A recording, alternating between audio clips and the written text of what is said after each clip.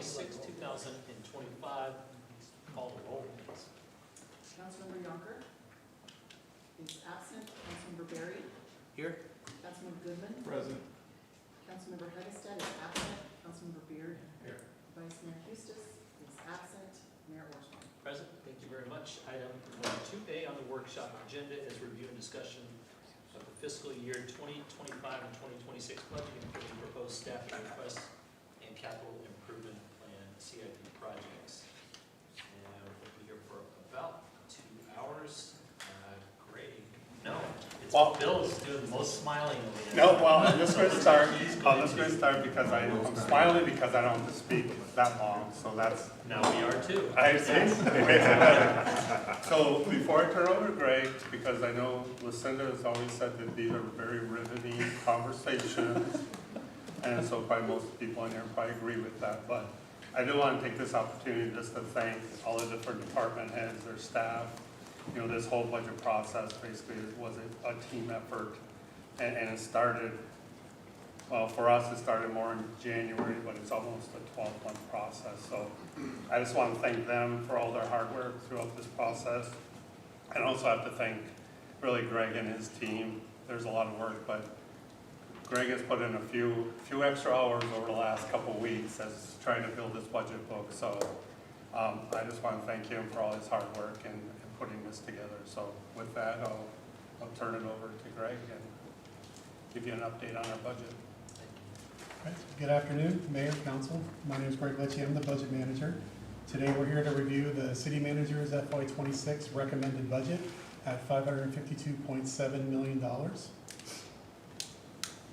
So brief overview of the presentation. We're going to give a financial policies review, a citywide budget overview including the recommended budget, our revenues and expenditures for all funds combined, our general fund revenues and expenditures, and then some budget highlights and a CIP summary. Getting into our financial policies, we use conservative revenue estimates. Our ongoing expenditures are paid for with ongoing revenues. Our construction TPT is recognized for one-time expenditures like the CIP plan. Our impact fees will be used to pay for growth-related capital projects. The city continues to invest in the future with a fully funded 5-year governmental CIP plan. And we maintain the GFOA recommended 17% unreserved fund balance, which is our rainy day reserve that is not appropriated for the general fund and enterprise funds.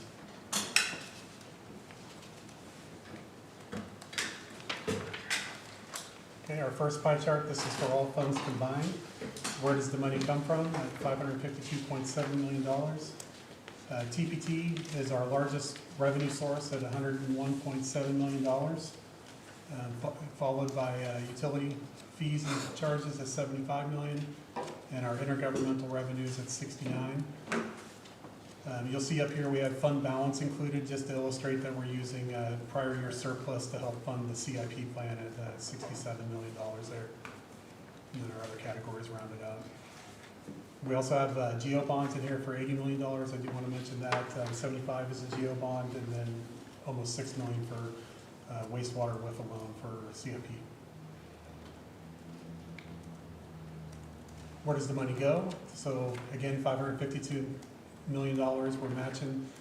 Capital outlays are our largest category here, $180.9 million.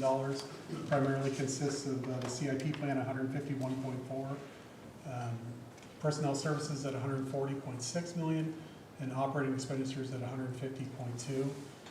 Our debt services up to $32.8 to accommodate the GEO bond debt service. And our contingencies, we have $32.8 million with a breakout on the bottom right there showing by fund type. Most of this is for impact fee contingencies. And then we set aside $15 million in a budget authority fund, which is in case we find an unanticipated revenue source during the year, gives us the flexibility to appropriate that and spend it during the year. I would like to make the point that this $552 million here is for FY26 new funding. This does not include any carryovers. This number will increase when we meet again in 2 weeks for the tentative budget as we add FY25 carryovers to the total here. So now we're going to get into some separate revenue categories here. So this shows our city sales taxes, or TPT. Again, by far our largest category, just over $101 million. Our retail portion is $66.5 million, and we're expecting construction TPT of $35 million. The construction's for the one-time uses, and retail is for the ongoing expenditures. You can see we have a continued strong growth in the retail sector there. Between FY25 expected and the FY24 budget, we increased 16%. We have a conservative estimate of 9% here for FY26. And then our construction TPT, we have seen a little bit of a dip last couple months. We're expecting about 3% under budget in FY25 for our projected. So we'll continue to monitor that and adjust it as necessary as we get more information. Getting into our state shared revenues at $53.1 million. This represents 11% of our budget. These categories are state shared sales tax, state shared income tax, our vehicle license tax, and our HERF revenues. Overall, we're seeing a 2% increase over the budget in FY25, or 1% over expected, so our expected is outperforming our budget for FY25 in this category. Just real quick, on that previous slide, I do want to note that you can see there's a decrease over the previous years. That has been expected. That was a result of the flat tax going into effect. So that 23, 24, we kind of got a huge bump from the state share revenues just to kind of offset some of that decrease that was anticipated over the next 2 years. So those 23, 20, or 24, 25, and 25, 26 was expected. You should start seeing it start gradually increasing over the next few years, but that was budgeted for and planned in our budget. Okay, permit revenues, we're experiencing, we're expecting $19.2 million in permit revenues, which is about a 5% increase over the prior year. 19.2 million. And 2,400 permits is what our estimate is. Can I ask a question on that one? The permit revenues, generally that is, this is single-family residential permits, so the 2,400 that we're expecting in 2026, does that contemplate, or how does that contemplate Terra Alice coming online and starting to sell homes in that location? It's based on averages and historical data that we have, so it's just a percentage projection there. So taking overall Buckeye, we've gone at this rate and we'll increase at that same rate. But, so that's probably a conservative approach when you figure that the largest master plan community in the state, I don't know, our country is coming online, is going to start selling homes at some point in third or fourth quarter of this year. Yeah, we're keeping it at a 5% increase. Just to be yeah, and just to add to that, I think as we start seeing the development start occurring, we'll start refining our forecasts going forward. Right now, we also look at our impact fee study that we just did. We kind of took that into consideration as a 5 to 10 year growth in the single family homes. And so we're kind of taking all of that data, but until we have some really good data to use, we'll start then. We just went based on what our current projections look like. I do also want to point out the permitting revenues. That is all revenues. That's just not single family. Yeah. That's all construction. So you'll see a lot of the big boxes, and that's where you kind of see I think the continued, even though the single family homes might be leveling off, the permitting revenue activity is going up is because of all of the big industrial buildings that are being built. Yeah, or retail. Or retail, correct. Yeah. Yes. So I like that if we're thinking that single-family residential is going to kind of level off. And that's a conservative approach to take, but I'm thinking that it's going to happen. I'm hopeful that once some of these other projects open up and are able to actually sell, that is going to increase.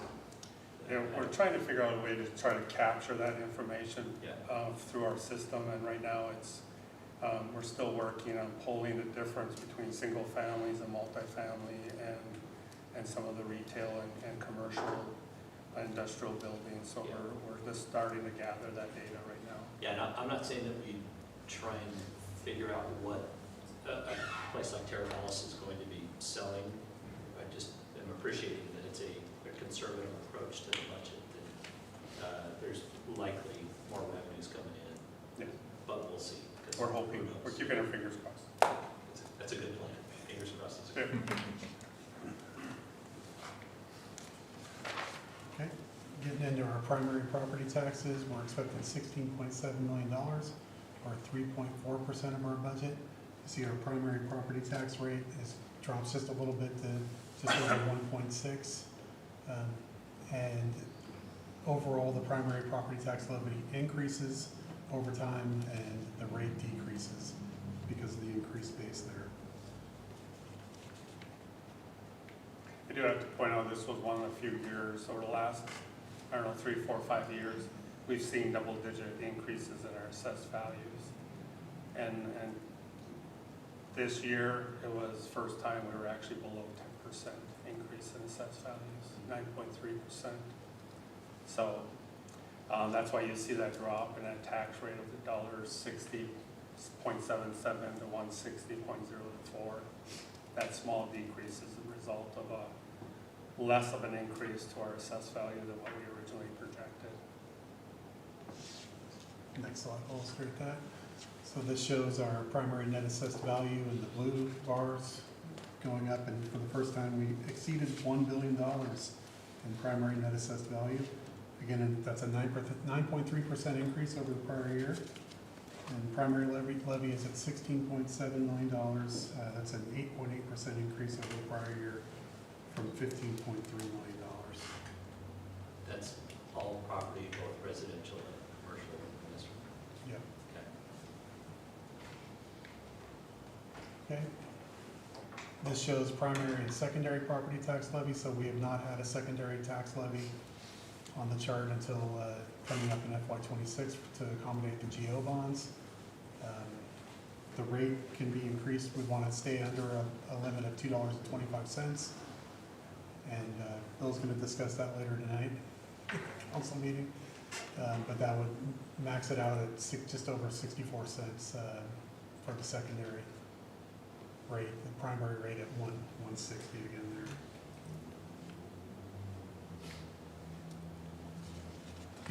This slide gets into our enterprise fees. It's about $75 million, or 15.6% of the budget. Water is at $42 million, which is a 4% increase over the prior year. Wastewater, almost $18 million, a 4% increase over the prior year. And then environmental services at $14 million with our new rate intact here.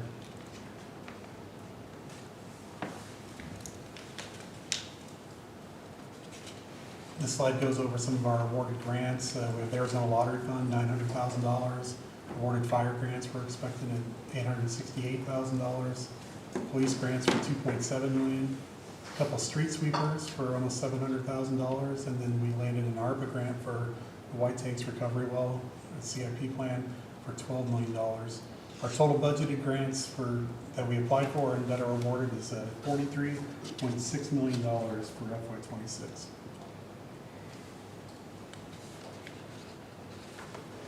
So now we're going to get into the general fund here.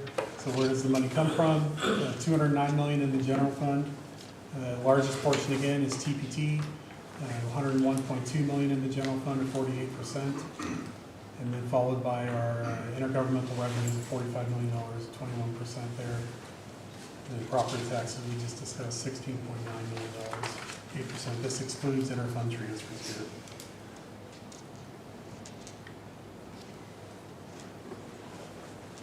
And where does the money go? By category here in the general fund. Personnel services are our largest category, almost $118 million, 62%.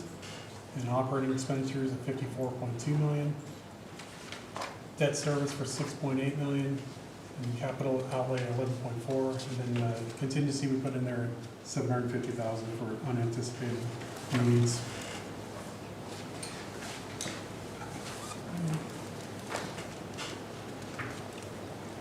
This slide gets into which departments by percentage you're spending the money in the general fund. You can see public safety is our largest category here, 41%, including the board, 22% for police, 18% for fire.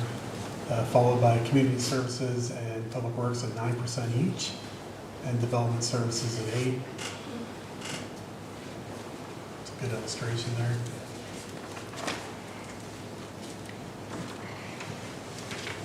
And then this is a reconciliation of our ongoing revenues and one-time revenues in the general fund. So starting on the ongoing side, our revenues and transfers in, we're expecting 173.2 million. Base budget items at 163.8 million. Ongoing supplementals at 4.4 million, which primarily represents new position requests, and transfers out to support ongoing operations and other funds at 4.9, leaving us at a $0 balance there. And on our one-time side, starting with our fund balance at 81.6 million, with our revenues and transfers in at 40.2, primarily the construction TPT, and then transfers in for one-time purchases. Base items 2.4. Capital projects, so a transfer out to the CIP fund at $51.4 million, our largest category there. And then one-time supplementals 19.7. This is primarily new equipment purchases and capital repair type items. And then transfers out of $18 million for one-time purposes. And then contingency at 752 again. Getting down to our rainy day reserve at 29.4. Again, that's 17% of our unreserved fund balance. Again, it's unappropriated in the budget.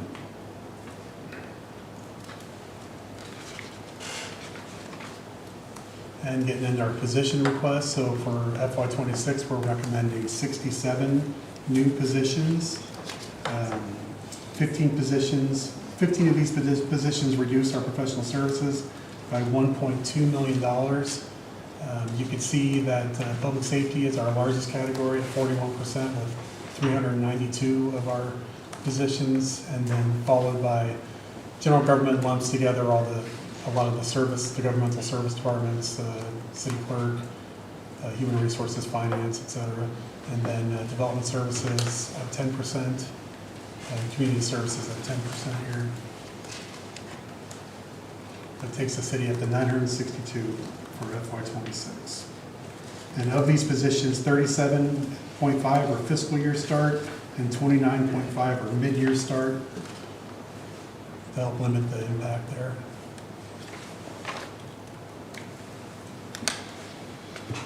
For employee compensation, we're recommending all staff receive a 2.5% COLA, or cost of living adjustment. Also recommending all staff receive a 1% deferred compensation contribution, which is new. Non-public safety staff will receive a 4% merit. And represented public safety staff receive steps at 5%, so we're recommending a 1-step increase. And then we also budgeted a $1 million payment to pay down the police unfunded pension liability in FY26. Just real quick, I just want to add that the COLA and the 1% defer will go into effect the first full pay period in July. The merits will all be based on basically whenever the employee's annual review comes up is when those would go into effect. So some of those are going to be mid-year, so the merits are not a full year calculation. It's based on their evaluation to date. How much do we have left on the unfunded pension liability payment? Well, fire is very close to being paid. They're in an 80% bracket. I just wrote the number. I don't know if Doug remembers exactly, but we're in the 70s in police. So we are getting close. I mean, so fire, again, is a little bit stronger, closer to maintaining that. You know, they always recommend 100%, but we really think that as soon as you get into the 90%, you're pretty much fully funded at that point. The fire or police, I think, is like 73, 74%. Bill, I just pulled up the info. Fire is 91% funded, and police is at 77% funding. So on the fire side, we want to get to that 90 to 100%. Since it is forecast being at 100%, you might be 100% one year, it might drop the next, and then go up. So anything above 90 is what we're really shooting for. That's a little bit based on whatever investments they're in. what our investments are, the age of our workforce, when people retire, when we hire somebody new, whether they've got experience, don't have experience. So there's a whole bunch of factors that change every year. Thank you. Getting into some budget highlights here, we started an asset management program with $13 million in expenditures budgeted. So this allows us to set aside funds each year to limit the peaks in spending that we could see between years. This will even it out. This was a council strategic goal. So for community services, we budgeted $1 million. Information technology, $1 million. For facilities, 1.5. And vehicle replacements, $5.4 million. And then underwater resources, 4.5 to start out the program. We're expanding to add the fire department as well. We could discuss that at the tentative budget because we just added that in last week.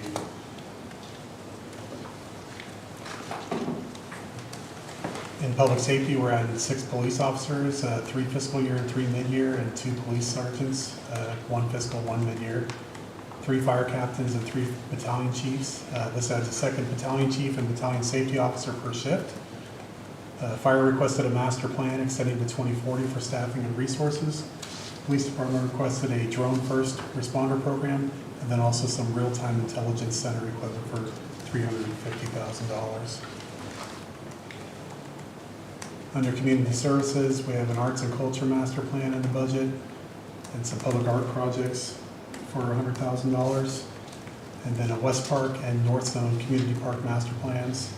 And then we're continuing setup and operations for the Joe Foss shooting range with $1.3 million budgeted there.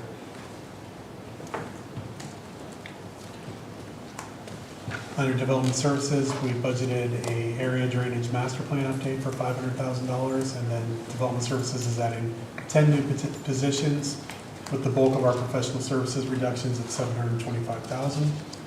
And under finance, we're going to perform or hire a consultant to perform a landfill audit, and then also a fraud and risk analysis.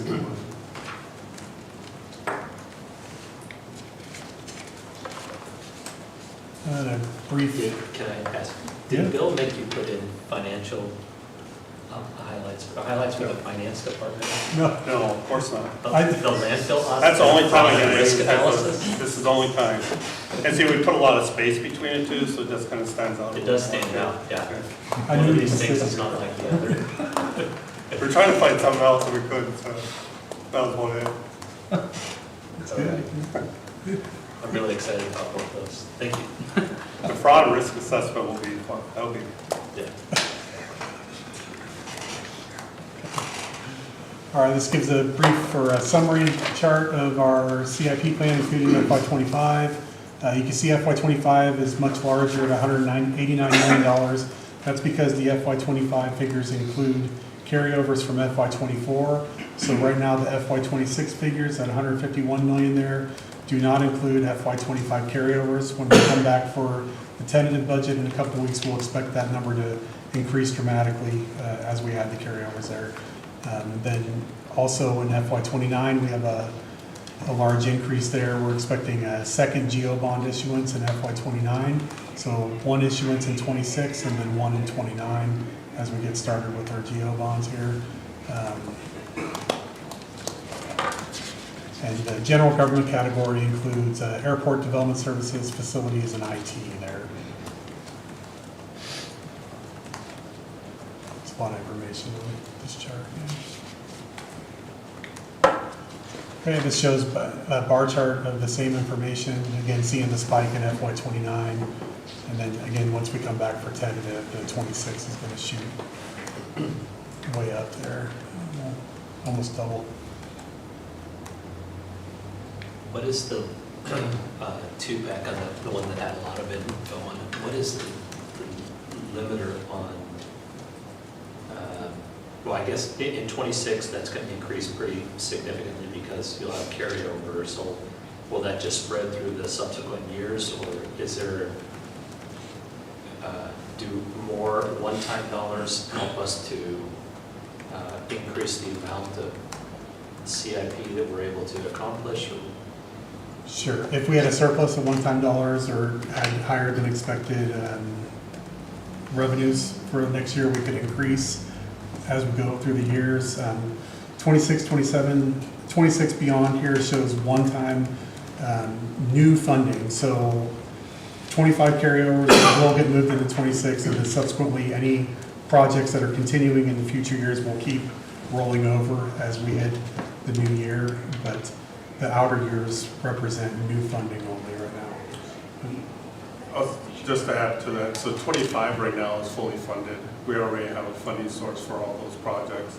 So when those projects are rolled into 26, that funding is already covered, so those projects are already paid for or budgeted for. I think at some point, and Jim and Riley probably could address this, is how many projects can we actually get done in a fiscal year anyway. So I think adding more money, sure, if we had that pot of gold, then we could probably look at doing more projects, but at some point, I think we would be hitting at a capacity for the number of, project managers that we would have and things like that to have done. So if we do hit that pot of gold, which is construction sales tax, I think, we know we're gonna have monies coming, but is there an ability to hire more?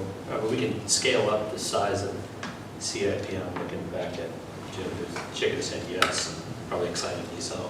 Add in staff and resources or contract to make more of this happen quicker. So if we do start seeing one-time dollars increase, then we can increase the amount of projects that are going on throughout the community, whether it's transportation, water, or whatever. And Mayor, if I may add to it, you'll see in the CIP presentation how we're staffing ourselves to be able to deal with those fluctuations. Any other funding source that we'll be discussing later tonight at the council meeting will be the issuance of the GEO bonds. So that's another funding source that we've added to the CIP plan. So there is a lot of projects currently, as you'll see later after our presentation.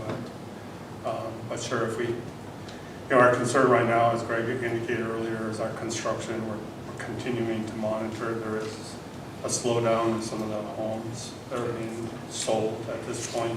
Not so much on the permitting side, but on the sell of home.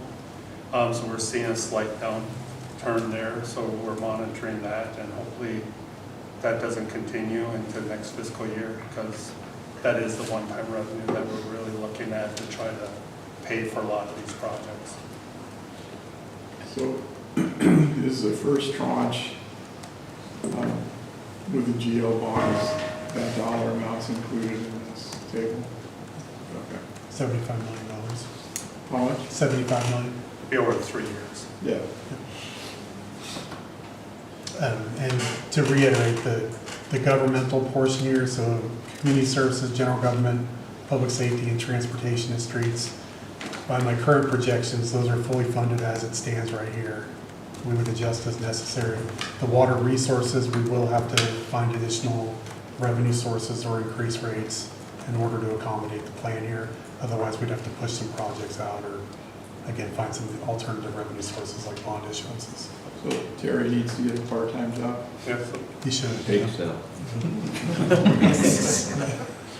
Sweet.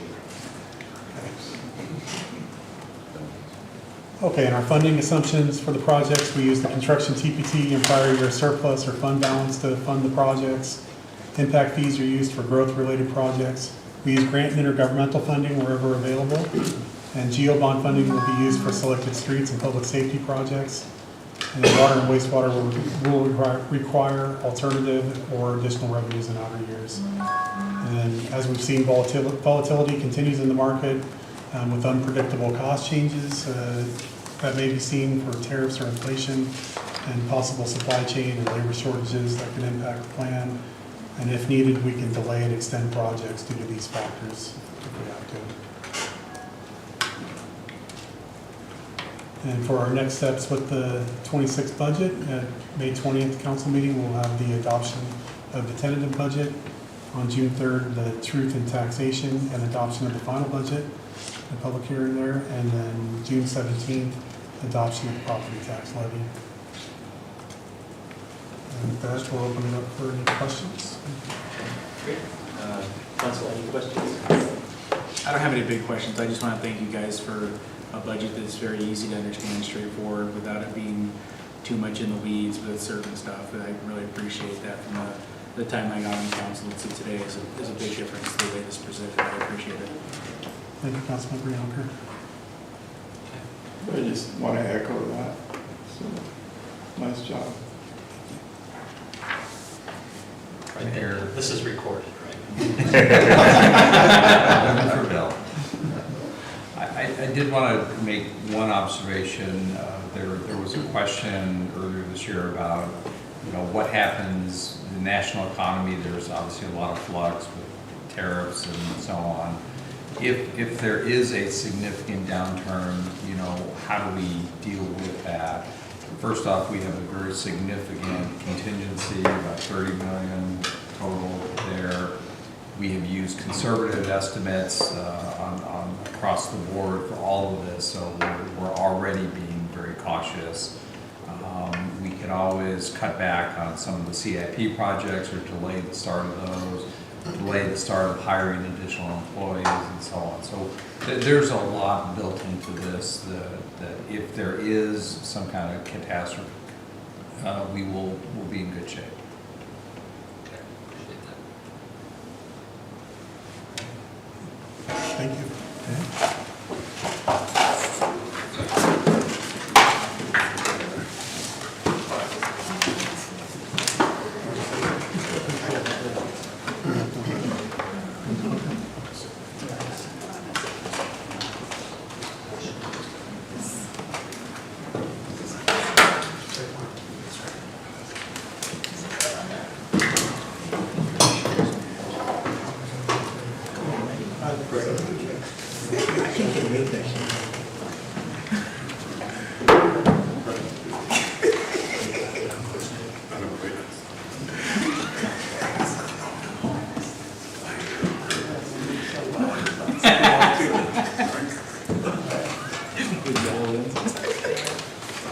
So, Mayor and Council, good afternoon. We thank you for the opportunity that you're giving us to speak about the capital improvement program. I'm going to do a brief introduction of what you're going to hear in more detail from the Program Management Office. But so this afternoon it'll be myself and Jim Shano and Riley Quinlan, who works for LJA, who's been with us through this journey of restructuring the capital improvement program and putting us where we are today and giving us a look of where we're heading. So you'll see how we are putting ourselves in a place where we can create a higher level of predictability and the success of what we deliver. As you saw before, the capital improvement program is a significant part of our budget, third plus, and it's essential to the success of the city. So here you are, you see the topics in the agenda that we'll be discussing. I'm going to talk about the why we've done some of the things that we've done over the last few years, and Jim and Riley will dive into the what and the how. And an important topic that we highlighted here at the bottom of the agenda is going to be really highlight of some of the larger projects and how we're approaching them, what the scopes are, and of course we're ready to discuss anything you want in much greater detail as well. So, the ultimate measure of a capital program is its ability of delivering projects that meet expectations. It would be in scope, budget, and the schedule as well. But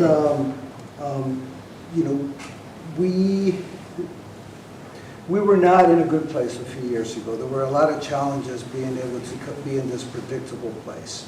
And we took some measures to try to put ourselves in a better place, as I've said before. The way we used to work is we collected ideas in a time frame within the year, towards the end of the year, and we would put those ideas into a bucket and have discussions.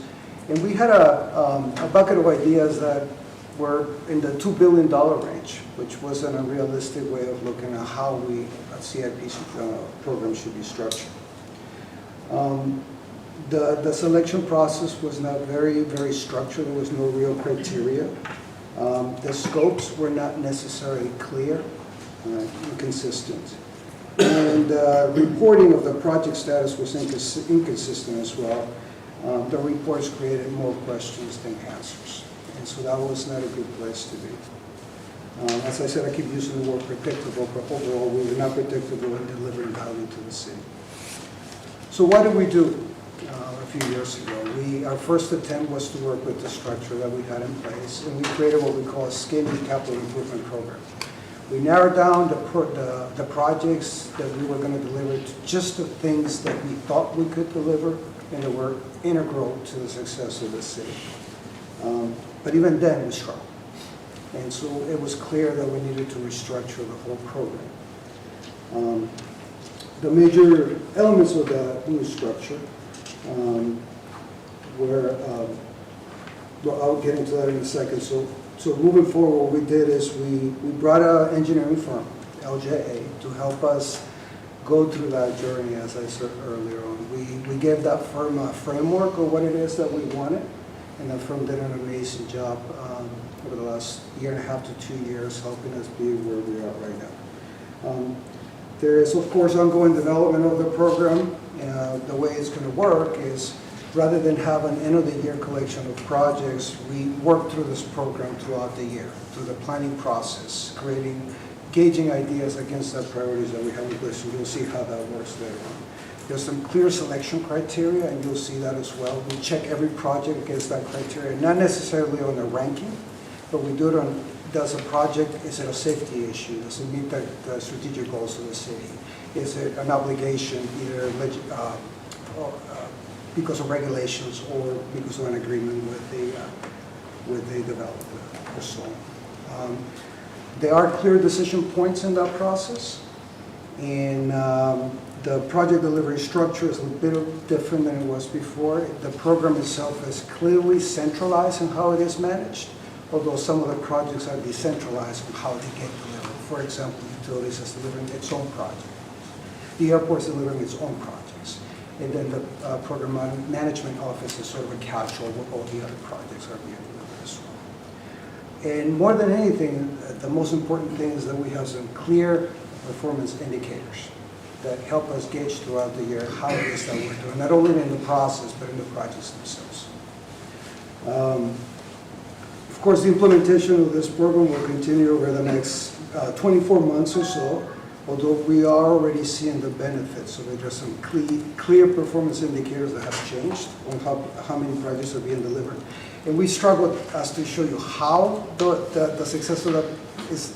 We're showing that we're spending a lot more money, which is not necessarily a good thing, but what we're saying is there's a lot more cash flow going through that, means a lot more projects are getting done. The CIP in general, as you know, always faces a lot of challenges, and a lot of the work that we have ahead that is really focused on transportation. One of the big challenges is going to be the acquisition of land.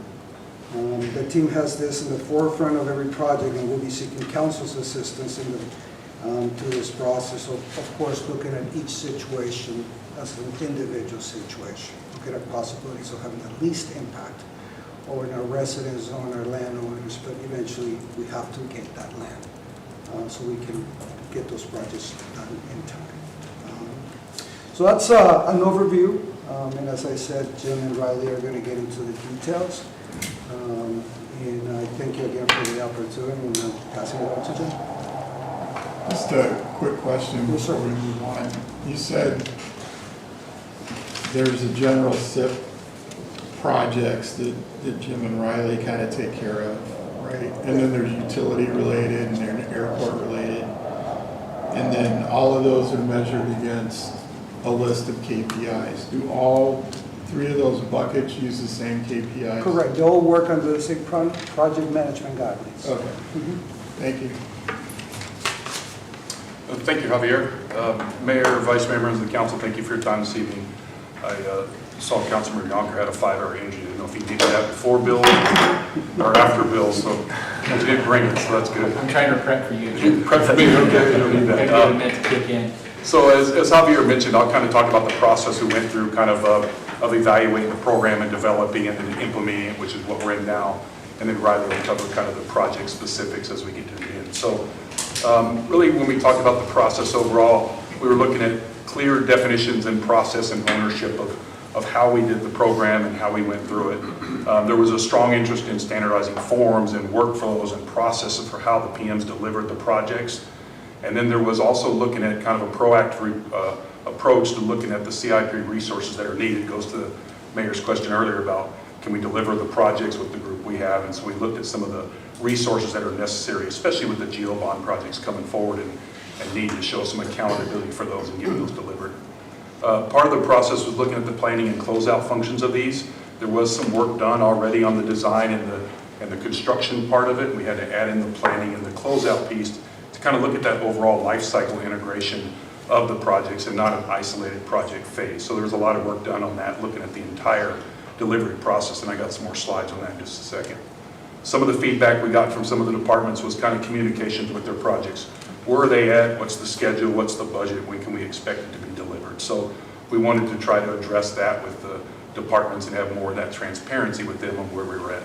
And then, of course, the reporting aspect, as Javier mentioned, you know, the internal and external transparency, the project status and performance of those. And we are currently in the process of implementing what we call Sensei IQ, which is a program management, project management software that'll help us with that dashboard and that transparency that we'll see on where projects are at and what the status of those are. So implementing that currently as we move forward. So here, when we kind of developed the project development guidelines, there were some things we looked at. One is there had been some continuous improvement Kaizen processes already done for the design and construction phase. We were adding in the planning and the closeout part of that to look at that overall.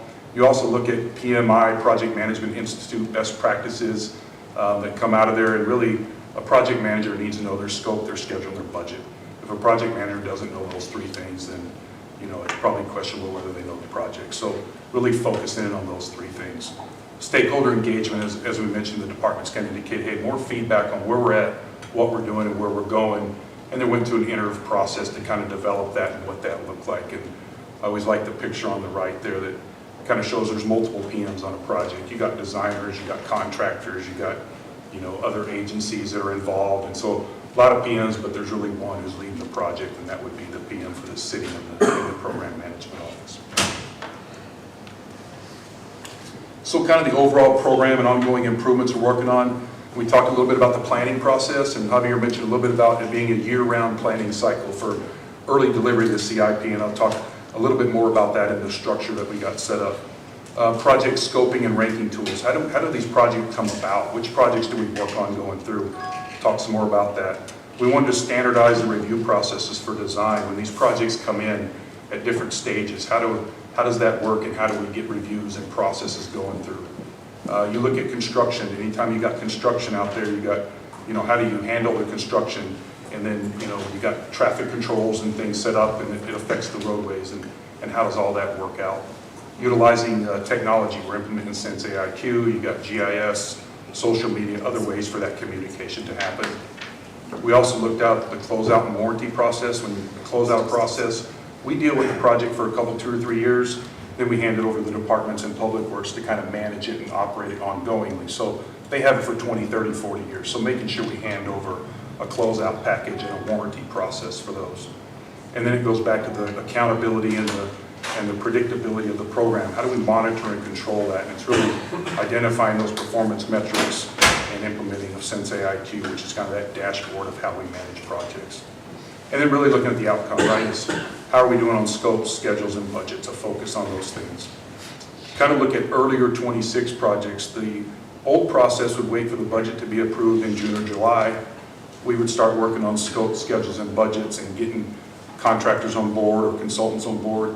And the PMs really wouldn't start managing the project till October, November. You got the holidays, and so in their defense, they only had about 6 months of time to manage a project. We are actually backing up from that and starting in January of writing those scope, schedule, budgets on the FY26 projects. So when we come back after the budget's approved, we can get a lot of those awarded and give the PMs an opportunity to manage the project on a full year. So I think you're going to see a lot more efficiency in that process of getting actually to work on those projects more. So we kind of started looking at how do these projects come about? How do we prioritize them? How do you know what we have? So you kind of look at a council strategic plan. You look at that's been adopted and out there. You look at the operational needs of the departments. They look at their development projects and all that. And really, the departments put together department master plans. And then out of that comes all the different projects that they would have in their submissions. And really ask the departments to kind of rank those. What's most important to you and what's least important? And kind of get those submissions to us. And so what we would have at that point is all the departments with their prioritized projects that would come into the PMO office. And I'll talk a little bit about how we take those and then come up with a citywide priority moving forward. So this is kind of the identification of the planning cycle overall. So you see at the top, we got the monthly CIP committee cycle, and then kind of the annual process. And then the bottom part is just who's responsible for it. But up at the top, box number 1 is kind of the department submits their projects, and those are kind of that ranking of the departments. And they go to the DCM, and those get filtered, first of all, to look at it from an executive management level of, yeah, is that something we want to spend resources and time on or not, and kind of that first blush at them. We then take those projects in step 3 and start doing a program level scope, schedule, budget through that planning process to see what it's going to take to do the project, how long, and what type of budget it would have. In box number 4, we then have a monthly CIP committee meeting, and I've got another slide on that specifically that talks much more in detail about what that includes. And that's kind of the ranking process that we go through there. And then after that will come out of the projects, then we start really looking at detailed scopes, schedules, and budgets, and really getting great cost estimates on these and really trying to define the projects. You can see right below that, we kind of then look at existing projects. So when you look at a 5-year capital program, a perfect capital program is new projects go out in the 5th year, and you continue to move those projects forward every year. And every year you look at scope, schedule, budgets, and making sure that that project's done. So you get a lot of planning in that overall process. And so when that happens, you then take those projects and start in the last year and moving forward. In a growing city like the city of Buckeye, you know, there's always priorities that come up that fall into earlier years. So really gonna kind of look at those together, but every year you kind of look at those projects moving forward. And then we deliver a draft CIP at the end of December, and then we go to the executive committee, kind of look at that. And if we've done our work up front, that ought to be just a look at that to make sure that everything's really balanced, and we look at all the financing strategies with our finance department and the council approval process. And yes, sir. Go ahead, finish your sentence. Yeah, so, and then council approval. So that's a full year-long cycle, every single month, meeting with the departments and kind of working through that cycle, which provides our flexibility in the program, because if something needs to be done, we can move something out and move something in. So it gives us that flexibility to do that throughout the year. So all the arrows are going one way. Is there any loop back where something would get pushed back to a department to rescope or? Absolutely. At the steps of the CIP committee ranking approval process, you bring that forward. There might be some more comments, some more suggestions, or some feedback on that. That project would go back, get redefined, and come back through the process again. So yes, sir. And I know it's going to be hard to quantify. How often does that happen? Try to think of the right way to ask the question. Like, are the departments getting better at bringing a project forward so there's not as much comment or review that goes on? So Mayor, Council, may I add, if you look at box 2 where the DCM filters the projects, that is a key element that we've added to this. So you guys are beating it up? We are the before ones, it we're the comes bad guys. out? Okay. And I would add to that, what we're doing in those monthly meetings is we're working on 3 fiscal years all at one time. So we meet with the departments, we kind of have that communications with the departments on what are we doing. So we're talking about their FY25 projects and the existing ones and what stage they're at. We're also looking at the FY26 projects that are coming up and what needs to be done and what we're preparing for. But we're also working on the 27 through 31 projects at the same time for the next cycle of our 5-year capital program. So I think with the DCMs in that process, there are multiple opportunities for those projects to have to go back and get some more work done on. Thank you. Yes, sir. And so now I kind of mentioned box 4, and this is kind of relates to that. So you look at the project ranking, the CIP committee. So you can see there the CIP committee is made up of the deputy city managers, city manager, chief financial officer, myself, and then the submitting directors and the CIP manager. And what we do in that committee is we get those projects from the departments that are all ranked by the department, and then how do we get them into a citywide perspective? We have the criteria-based scoring over there, so we kind of look at those 7 different criterias and check the box whether yes or no on that item. So if something doesn't get many check marks, well, it's probably not really a citywide priority or not, but if it gets a lot of them, then yes, it might be a priority. So you look at whether the project's underway, already under construction, and really doesn't make sense for it to stop. Check that box, yes, that's true. Increasing public safety, we look at that as another criteria. Is it increasing public safety for a traffic signal that meets warrants or something like that? What kind of community impact does it have on the community as a whole? And so, is it a council-driven priority? Does it check that box, something council wants to have? Regulatory, is there a regulatory requirement or something that we have to do? Sometimes the legislature puts things on us that we have to do something to improve. Do we have any agreements or commitments? You got IGAs, you got things that you might have commitments for or agreements that are already out there. So that would kind of check a box. And then is there an economic development project associated with it or something that would improve some economic development opportunities? So we kind of take all those projects from the departments and sift them through this, and what comes out is kind of a citywide priority ranking, and that's what we would utilize for kind of that planning process. And really, yes, sir? Finish your thing. No, I was just, the rankings will be via the planning process and that executive committee, so it's done throughout the year on the iterative process. So you had said going through the criteria-based scoring that it's a checkbox. Is it that simple that it's a checkbox, or are some of these on a Likert scale that something has more of a public safety impact than something else? I would say that's always a part of the process as we go through it. When you look at them and you kind of take them and a focus to it, is looking at those things. And if there is a, you know, maybe there's a couple check marks that you put in that one because there's an extra public safety element to it or something like that. So I think you always look at it, but really what we're doing is checking those boxes, say, yeah, it meets all 7 of those criteria, or it meets, as you look at the one on the side, it's got 4 of them. Kind of the baseline, Yes, sir. if it moves forward or not. Yeah, those systems are prioritized on a numerical basis are theoretically very accurate, but at the same time, you sort of lock yourself into something that you might not want to do. We took an approach that is more kind of a wider view, as how many boxes it checks, and that creates more of a discussion. And then the flexibility that this program allows us going throughout the years is changes to the next year's CIP are incorporated year-round. So again, we're trying to deliver the next year's CIP at the end of December to help with the budgeting process and moving forward. Some of the projects that we look at for considerations we take to the committee would be, you know, does a project have increased scope or a schedule or a budget refinement that needs to be made, or is there a new project that came into the process? And so we use that opportunity on that monthly meetings to kind of look at those as we move forward. And really all of the recommendations were based on the balanced financials, right? Is what's the revenue coming in and how many projects can we deliver? One of the things that the mayor asked was that, you know, the throughput of the program management office, and I think us being more efficient and getting some additional resources on board, we're going to see a lot more going through this area and projects going out.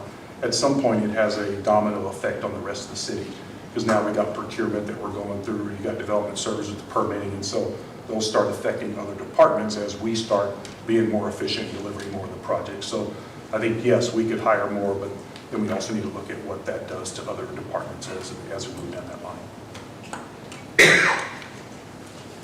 And then the last part of the process is really kind of the CIP executive committee. And as I mentioned, if we've done our job up front, this ought to be a, you know, kind of look at it and make sure everything matches. But it's really, the goal is to draft a 5-year CIP in December every year, meet annually in January to kind of validate it, look at the revenue projections, the funding sources as we're doing throughout the year, and making sure that works. And there's just some funding sources that we utilize at times on the funding of the capital program. So kind of in recap, we looked at kind of evaluate and develop and implement this program ongoing. We're in the implementation stage now with Sensei IQ of implementing that, which is really going to be the reporting and the dashboard and kind of that accountability for the program and delivering these.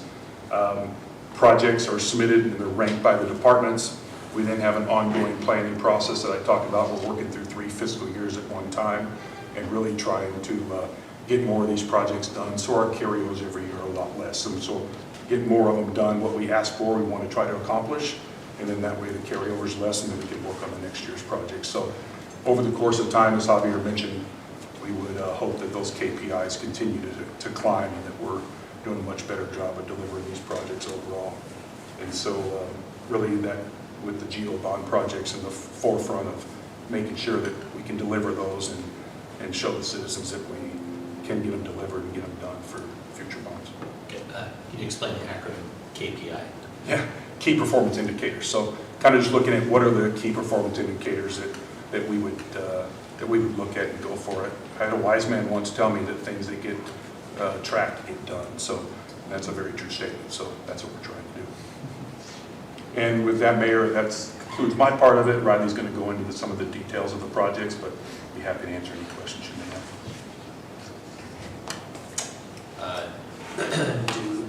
Do you guys in the process, I think we're going to talk probably quite a bit about roadway projects and the needs that we have throughout the community, what we're executing on. Where in the process do we, it's not on every project, but go back to the goal of what we're trying to accomplish, which is, especially with roadway projects, just getting lanes to alleviate some of that congestion instead of the, so in an area like, I'm trying to think of a good example, more an in-between roadway where there is no development on either side, instead of the entire roadway section that includes roadway plus curb and gutter plus parkway plus sidewalk plus maybe some landscape or lighting or something like that, where there is none for a mile in front of and a mile behind. It's really just the lane miles we need. Where do we go through maybe a value engineer process or some step back and look at what the goal is? I think you had mentioned that, but a lot of times that's the goal of, we want this park to be completed with these different assets in it. This gets a little bit different. What is the goal of some of these projects that are out there, instead of building all this stuff that doesn't make sense for this particular stretch of roadway? Let's pare that down to just the lane miles that we need. If I were Mayor, Council, I think it goes back to, Jim talked about the process of, and in some ways you look at it, multi-step, potential to go back. It looks kind of convoluted, but maybe what we found was if you're supposed to be scoping, scheduling, budgeting a list this long, but you really only have resources to schedule, scope, schedule, budget, something that's a fraction of that, you probably have to whittle that down so you properly scope, schedule, and budget that. Now, there are projects that we're going after just lane miles, right? We're just putting asphalt down, and there may also be projects where we're looking at the ultimate, and it's in an entryway to the city, a gateway to the city, and we're going to be improving the landscaping commensurate with what somebody should be expecting when they enter the city of Buckeye, right? But if we don't scope that early on, we don't have the expectation, and then you get into a project and you want to put in the fancy landscaping, but you don't have the budget for it, or that wasn't the original intent. And so then we come back asking for more money. So maybe between that and then some cost recovery methods, making sure that we capture the full arterial cross section are kind of ways that we're getting after exactly the intent of the project. Mayor, if I may add, going back to the process flow that you saw, there were several reasons why we included the DCMs throughout the whole year. Number one is they're more connected to the needs of their departments and they can filter what's but they're also more connected to the bigger goals of the city, the council's visions and dialogue that takes place. That is also a place to identify what the scopes are really going to be, rather than throw an idea to a poor project manager down the line and then tell that person that they didn't accomplish the goal when the goal wasn't clear to you.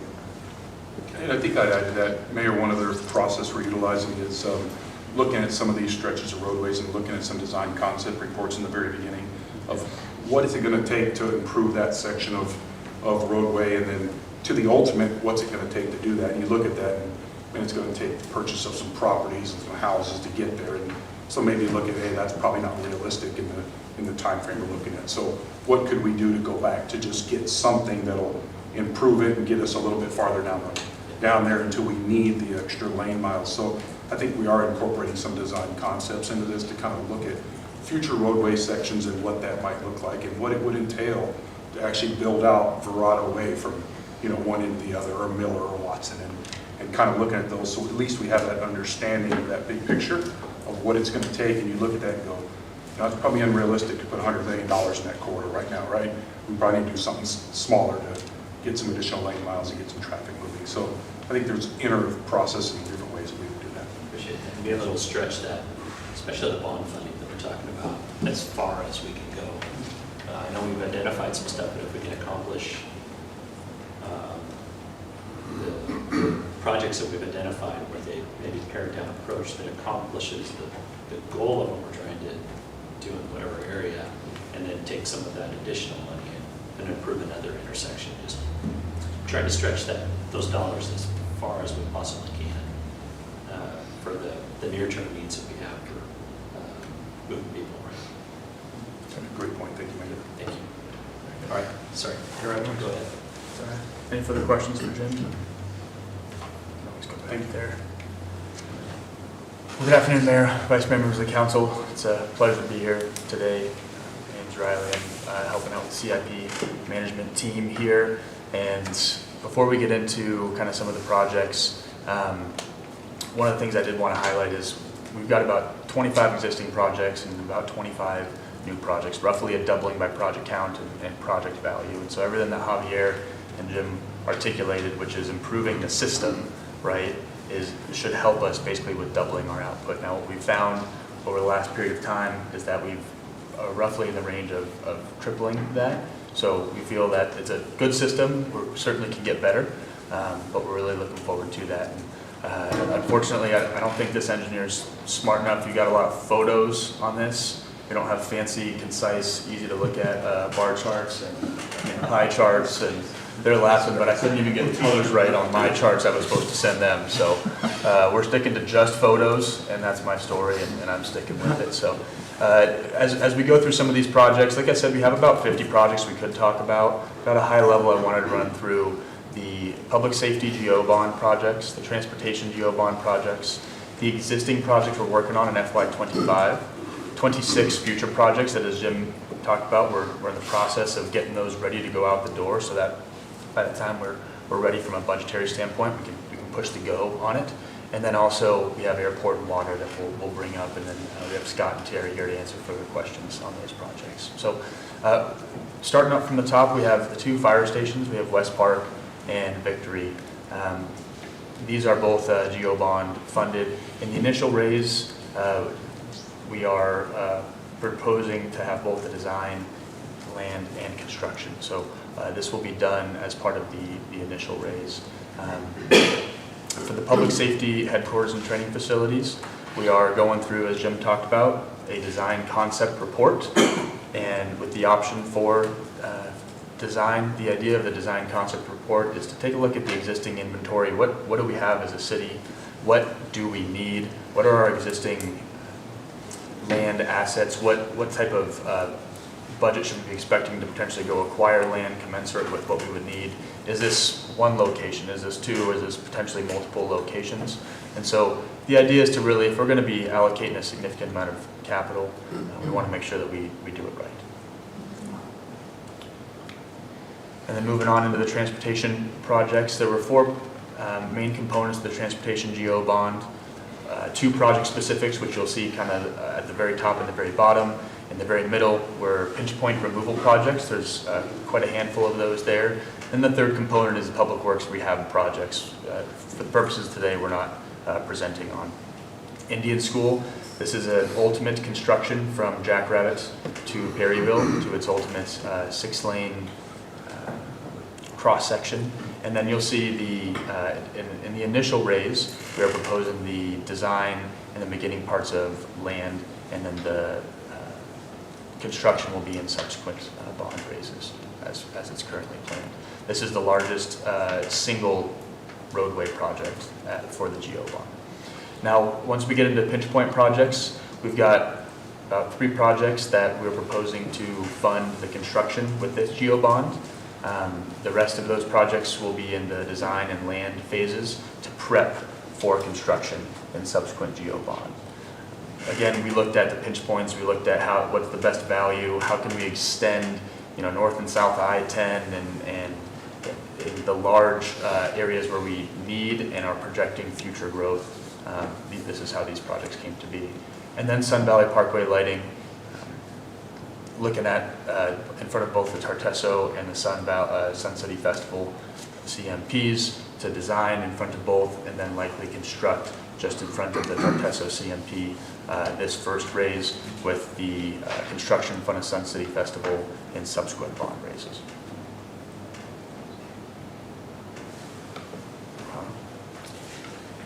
I want to highlight, so these are our existing CIP projects.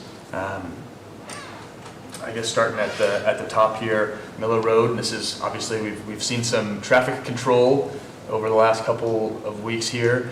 The ultimate result of Miller Road project is to construct Miller Road to its ultimate cross-section from Lower Buckeye all the way through the I-10 interchange.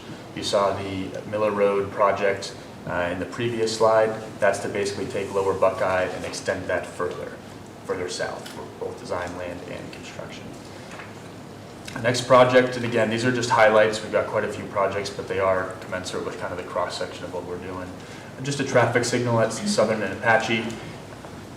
It's a large intersection that certainly needs it, tied to other developers doing primarily the other three corners. We're putting in a little bit of asphalt and signalizing that intersection for an intersection that very much needs it.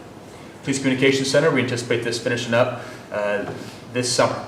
So we're just kind of basically finishing up that construction process, and we're looking forward to the police moving in and starting the onboarding process at that facility. And then we've got Rooks Road Bridge at Buckeye Irrigation District. This is a project spurred by the Transportation Master Plan, supports the integrated water master plan, advancing water infrastructure from Fairlawn and the downtown region. And then there's added benefit of economic development components there as well. We've got the roadway project on McDowell from Jackrabbit to Tut Hill Wash. This is just east of the Vestar development, essentially constructing the north half street from where that wash, the developer has constructed that bridge all the way through to the Jackrabbit intersection, not including the Jackrabbit intersection. That's actually the separate Jackrabbit project that's going all the way up to Thomas. We are anticipating to start construction this month.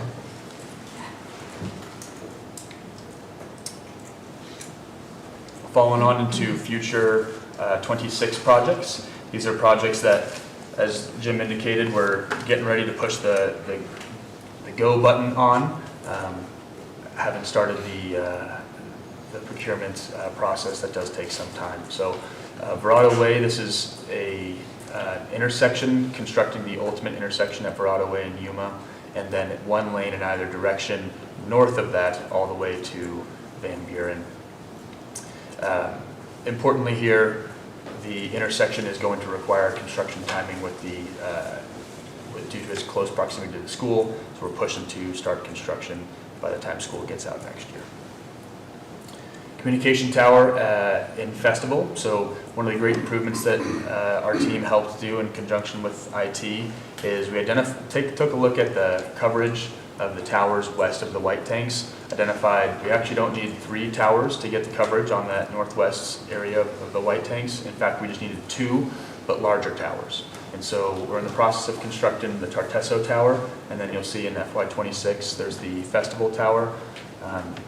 We think we've got the tower program to a point where the Jackrabbit Tower, which has finished up, took many, many years. We think we've got this one down to about a year or so, just in time for no future planned towers at this time, but we're happy to report that we're getting better constructing towers. So the next project I want to highlight are 2 Hawk signals in the downtown area.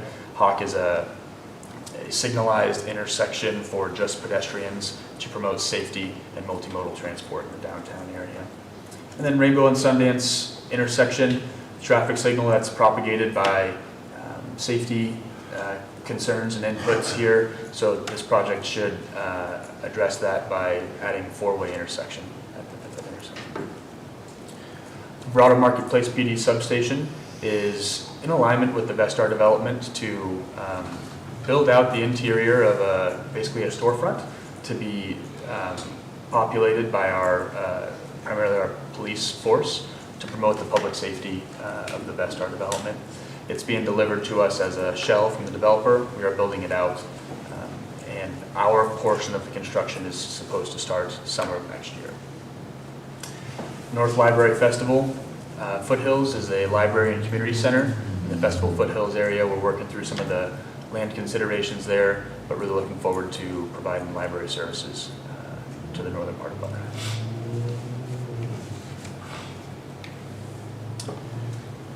And then our next two slides are airport and water.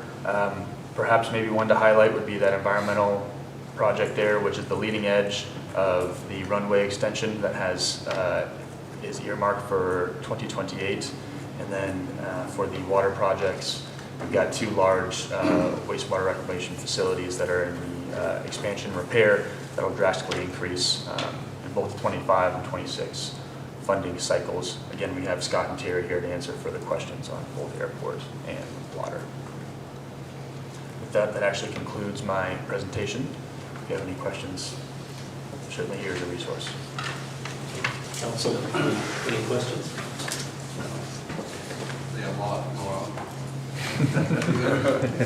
Mayor and council, if I can say something, it was asked a little earlier, we promised to go into some more detail. I want to make sure we don't miss that. You see a lot of projects are taking place, and projects are one-time expenses that come all the time, right?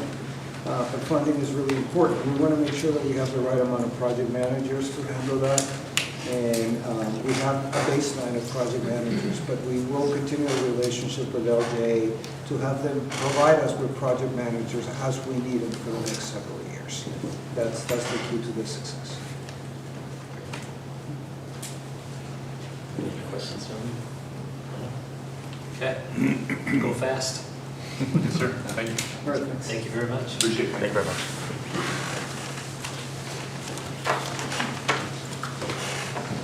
All right, that concludes, there's nothing else for item 2A, correct?